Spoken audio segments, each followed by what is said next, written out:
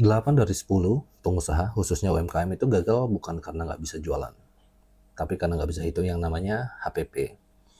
Untuk yang udah tahu HPP itu apa, skip aja video ini. Kalian cari video baru, pelajari hal baru. Untuk yang nggak tahu, tonton sampai habis. Karena kalau kalian pahamnya setengah, itu lebih bahaya daripada nggak paham sama sekali. HPP itu apa?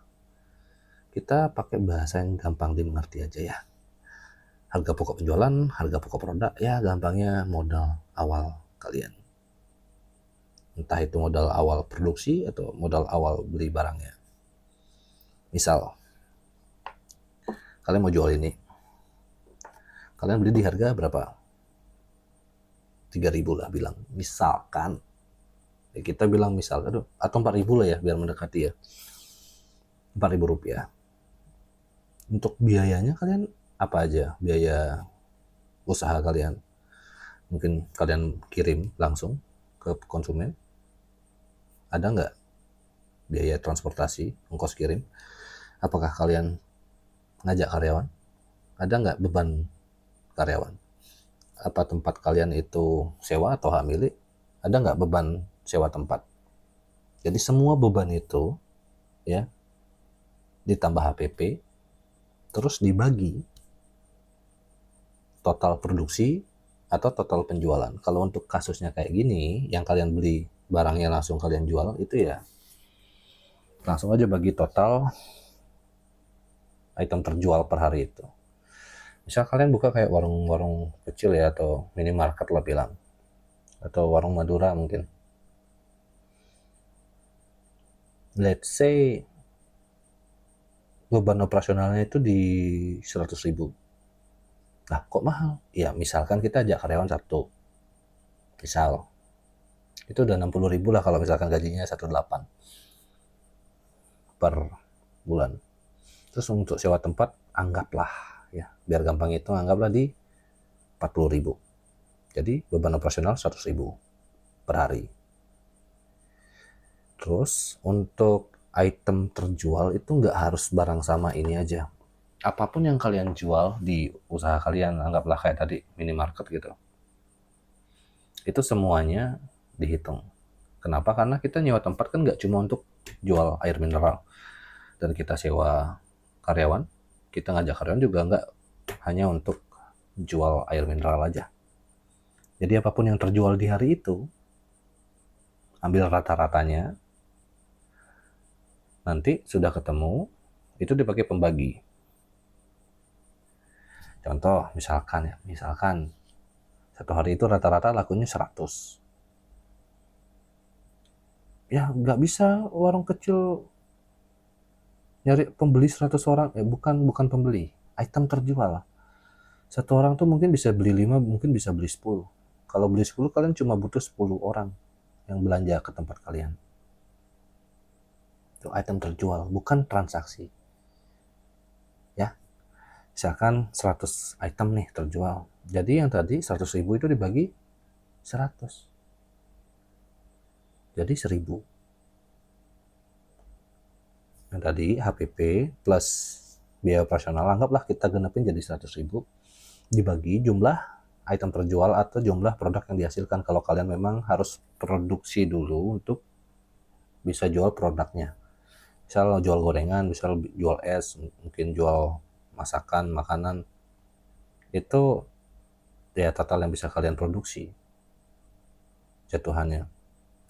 Kalau ini yang bisa kalian jual, ya sama aja lah, cuma beda bahasa aja. Jadi tadi beban operasionalnya 100.000, udah plus HPP, terus dibagi item terjual misalkan 100, itu kan dapat harga 1.000. Nah ini tadi harganya kan 4.000 untuk harga pokoknya, itu ditambah 1.000. Jadi kita bebankan semua beban usaha kita ke konsumen. Tapi kalau kayak gitu nanti kan nggak ada yang beli, karena ini kan harganya sensitif, mahal dikit nanti orang lari. Iya memang, tapi kalau kalian nggak kayak gitu, kalian opsinya terbatas antara kalian punya dana cadangan, uang dingin yang bisa kalian pakai bertahan, ya bakar duit istilahnya. Itu yang pertama. Atau ada solusi untuk kalian tingkatkan volume item terjual, transaksinya tingkatin, item terjualnya tingkatin. Kenapa ini jadi mahal? Karena kalian cuma bisa jual 100 per harinya. Nggak 100 ini juga, 100 item per harinya. Caranya gimana? Banyak. Entah dari promosi, entah dari upselling. Upselling itu kayak tebus murah mungkin ya di Alfa Indo ya. Tuh. Kalau 100 itu jadi 1000, kalau 200 harusnya jadi berapa? Jadi 500. Jadi yang awalnya pokoknya itu di 5.000, 4.000 plus 1.000 yang tadi. Kalau kalian bisa ningkatin jumlah item terjualnya jadi 200 per hari, itu kan biayanya berkurang, yang tadinya 1.000 jadi 500. Jadi ini modal awal kalian jadi cuma 4,5. Kalau kalian jual 5.000, itu masih bisa bersaing dan masih ada profit 500 rupiah. Itu kalau 200. Kalau 400 gimana? Ya tinggal dibagi dua. Yang awalnya tadi jadi 1.000, jadi 500, dibagi dua lagi jadi 250. Yang awalnya ini harganya 5.000, modal awal kita, jadi 4,5. Kalau laku 200, kalau lakunya 400 item per hari, ini jadi 4.250. Jadi semakin banyak item yang terjual, itu semakin murah kita bisa jual. Ya setidaknya bisa bersaing, semakin banyak profit yang bisa kita dapat. Dan itu yang nggak banyak orang paham. Mereka cuma pikir, ini berapa tadi? 4.000 ya? Ini 4.000. Aku jual 5.000, aku untung 1.000. Kalau rame, mungkin lebih. Kalau sepi, misalkan nggak sampai 100 transaksi, item, nggak sampai 100 item terjual di tempatnya dia, di minimarketnya dia. Setelah dihitung overdrive, ternyata modal awalnya dia untuk ini 5.000 lebih. Dia jual 5.000. Kalau sampai 100 ya 5.000. Kalau di bawah 100, lebih dari 5.000 udah rugi. Dia ngerasa untung, padahal rugi. Itu yang pertama. Tapi kan itu nggak rugi, itu kan ya anggaplah titik impas lah. Kalau di Bali namanya pakpok gitu, balik modal. Ya kalau nggak diambil uangnya untuk kebutuhan pribadi, untuk privé, dia ambil uang usahanya untuk belanja. Kenapa dia ambil? Karena dia nganggap, ini kan aku udah jualan semua untung kok. Dan aku ngambilnya nggak pernah banyak. Misalkan aku udah pakai aplikasi kasir kok, harga pokoknya sudah 4.000. Harga jualnya 5.000, terjual segini. Nah, total profitku udah kelihatan di sana. Di aplikasi itu udah kelihatan. Anggaplah sebulan itu aku dapat untung, di aplikasi itu kan kelihatan. Aku dapat untung 10 juta gitu per bulan itu.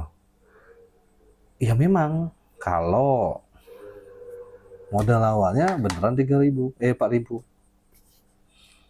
Tapi kenyataannya kan enggak. Kamu juga harus hitung gaji karyawan, kamu juga harus hitung sewa tempat. Aku jualan profitnya banyak, dapat segini kok uangnya nggak ada ya, kok malah uangku yang habis ya? Apa ada orang nyuri? Ya mungkin juga bisa.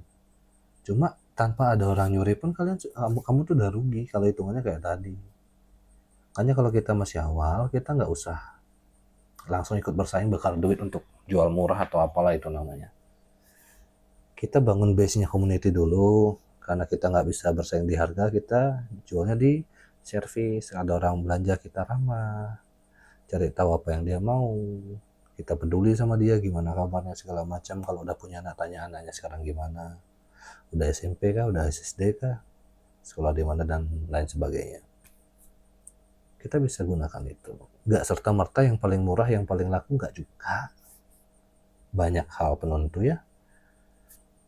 4P, price, harga, place, tempat, promotion, untuk promosi, produk apa yang kita jual. Kalian bisa main di sana. Nggak harus semuanya juga, dan nggak serta-merta hanya perang harga, nggak harus. Contoh yang paling gampang, saya jualan minuman dulu, es teh Solo ya, franchise itu kalau ada yang tahu. Saya jual murah itu malah nggak ada yang beli. Rata-rata orang jual 10.000 di sini, 7.000. Saya jual 3.000, jual 5.000. Kamu kira rame? Sepi. Nah, kenapa kan jual murah? Nggak tahu. Mungkin opini saya, mereka kira es apa nih? 3.000, yang di situ jual 7.000, yang di situ jual 10. Ini 3.000 palsu ya? Mungkin aja bisa kayak gitu. Makanya murah tuh nggak pasti laku dan nggak pasti rame. Ya, intinya itu aja dulu. Kalau kalian sudah paham cara hitung HPP, 30% bisnis kalian pasti berkembang. Ya 30% itu gede bro. Nanti setelah kalian bisa hitung HPP, ya modal awal untuk barang dagangan kalian, baru selanjutnya kalian belajar yang namanya disiplin keuangan. Jadi uang bisnis sama uang pribadi itu harus dipisah. Ya, harus dipisah. Boleh ambil uang bisnis, tapi harus jelas dan dicatat. Repot? Memang. Siapa yang bilang bisnis nggak repot? Tempeleng aja. Saya itu dulu dari jualan pakai gerobak franchise, sampai sekarang udah jualan di ruko. Apa karena saya hebat? Enggak. Karena saya bisa ngitung dan saya catat apa yang saya ambil dari bisnis saya. Perlakukanlah bisnis itu kayak anak kalian, jangan kayak sapi perah. Boleh aja, take profit itu sah-sah saja. Cuma ya perlakukanlah bisnis kalian dengan baik dan bijak. So, biar nggak lama-lama ya, udah kelamaan juga. Itu aja untuk video kali ini. Kalau memang ada yang kurang jelas atau kurang paham, bisa nanya di komentar. Jangan lupa subscribe. Kalau memangnya misalkan kita satu frekuensi, memang kalian cocok sama saya, mungkin ini terakhir kali kita ketemu, ya subscribe. Nanti biar kita bisa ketemu lagi. Kalau memang nggak usah. Kalau senang videonya like. Oke. Pesan terakhir, kalian bisa manfaatin yang namanya AI. Itu bakal ngebantu banget. Rumus yang saya kasih tadi, itu kalian nggak usah hitung manual pakai kalkulator, nggak usah. Ngomong aja langsung di AI. Saya punya usaha ini, modal saya, bahan bakunya ini, ini. Saya punya tempat sewa per tahunnya segini. Saya ngajak karyawan berapa, gajinya per satu orang segini. Kalau misalkan sama, kalau beda ya total aja, total gajinya berapa, jumlahnya berapa. Nanti dia yang langsung hitung semua. Nah, kalian di akhir langsung nanya. Jadi kalau saya misalkan jual ini, belinya segini, berapa harus saya jual ke konsumen agar saya bisa untung terlepas dari beban operasional usaha saya. Untuk AI-nya saya saranin ada 2, bisa pakai Gemini sama ChatGPT. Oke. Semoga kalian yang baru merintis sukses jalan. Untuk yang sudah jalan, semoga bisa berkembang lebih baik lagi. Aman.